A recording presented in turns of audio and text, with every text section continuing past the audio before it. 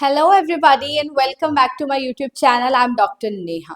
This is the part 2 of tradition and individual talent. We have so far discussed tradition, we have so far discussed we have introduced the author, we have introduced the idea of tradition as propounded by T.S. Eliot. We have looked upon the major quotations, we have looked upon the major vocabulary that should be there. This video is one shot useful for HPSC subject knowledge test. It is useful for upcoming NTA NET exam, and it is also useful for the MA students, the students who are in their post graduation or graduation and have this essay prescribed. In their understanding of the text, they can refer to this video. So let us get into the part 2 of this video. Tradition, as per T.S. Eliot, had been a phrase of censure in the modern criticism to refer to somebody's work as traditional or too traditional. But for T.S. Eliot, tradition has a much wider significance. It brings together, it brings together to the conjunction of two different ideas, timeless and temporal. And in this context, we have also discussed the vocabulary that should be there in your answer to impress the examiner. So, tradition doesn't mean slavish imitation, it doesn't mean blind adherence, it's a conjunction of two different ideas of tradition and individual talent. The conjunction is crucial to his idea of tradition. In this very concept, he has introduced the historicity, the historical sense. For that, he was influenced by F.H. Bradley. This historical sense is the sense of tradition, of the understanding the value of tradition. And this video will be dedicated to the second section and the third section of the essay. This video had been very much detailed, helping out many students. And if you like the way I teach, do like, share and subscribe. So the second portion open होता है उसकी theory of impersonality से. अब ऐसे का name तो tradition and individual talent है, तो इम्पर्सनैलिटी की बात कहाँ से आई? In order to understand, in order to make you people understand the individual talent, he takes up his discourse upon impersonality. वो क्या कहते हैं? इंडिविजुअल टैलेंट वो नहीं होता जो ट्रेडिशन से अलग होता है. इंडिविजुअल टैलेंट होता है जो कॉम्प्लेक्स होता है, जिसमें थियोरी ऑफ इम्पर्सनैलिटी होती है. वो साइंटिफिक एनालॉजी को यूज करते हैं, प्लैटिनम को एज अ कैटलिस्ट यूज करते हैं, पोएट के माइंड को प्लैटिनम से कंपेयर करते हैं अपने आइडिया पर आने के लिए कि conjunction of tradition and individual talent is important today in the modern context. You can not be ultra modern without alluding, without respecting and without valuing what is traditional. You cannot be a writer without alluding the greatness of Shakespeare, Homer, Virgil और Theocritus. जो उनका value है, जो उनकी पास्टनेस of past है, वो आज भी प्रेजेंट है.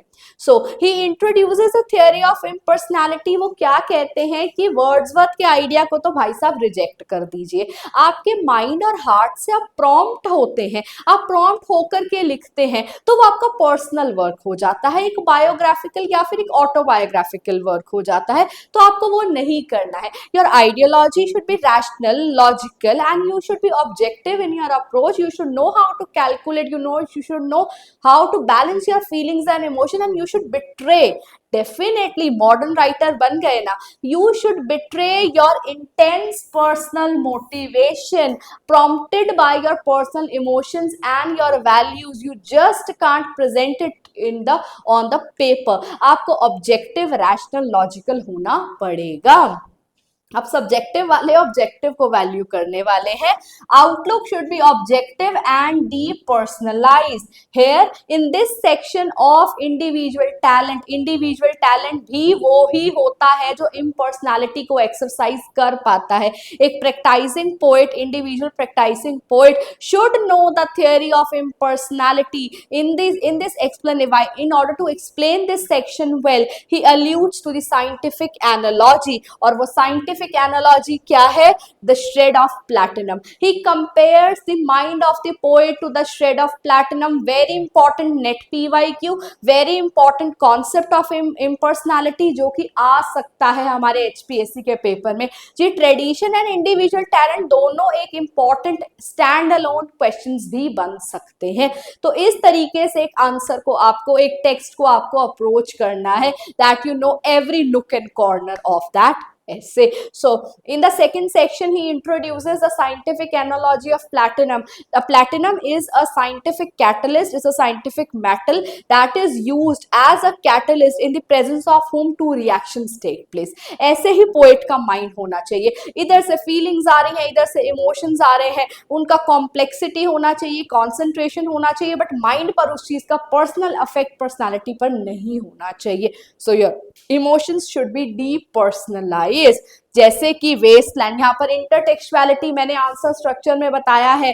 अपने HPSC के स्टूडेंट्स को जब भी मैंने गाइड किया है तो इंटरटेक्सुअलिटी पर बहुत ज्यादा फोकस किया है, और उस स्ट्रक्चर को फिल इन करने के लिए मैंने एक सैंपल आंसर रेडी किया है, और जो कि है ट्रेडिशन एंड इंडिविजुअल टैलेंट का, जिसमें वो वेस्टलैंड को इंटरटेक्सुअली आप अलाइन कर सकते हैं. हम फ्रेजर की बुक के बिना वेस्टलैंड नहीं पढ़ सकते हैं. उसमें ट्रेडिशन एंड इंडिविजुअल टैलेंट भर भर कर देखने को मिलता है.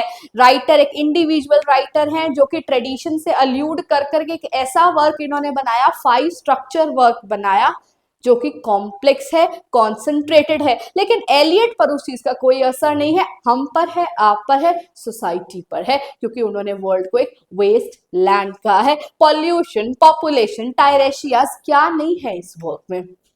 So the individual talent should be the one that should compile, that should concentrate, there should be a conjunction of both individuality and tradition. So poets, the mind of the poet should be unaffected. The mind of the poet should be like shred of platinum, where various emotions and feelings, the concentration, the mingling चल रही हो, लेकिन इसका affect poet पर ना हो. So the more perfect, very important quote should be there, can be mentioned in the subjective paper.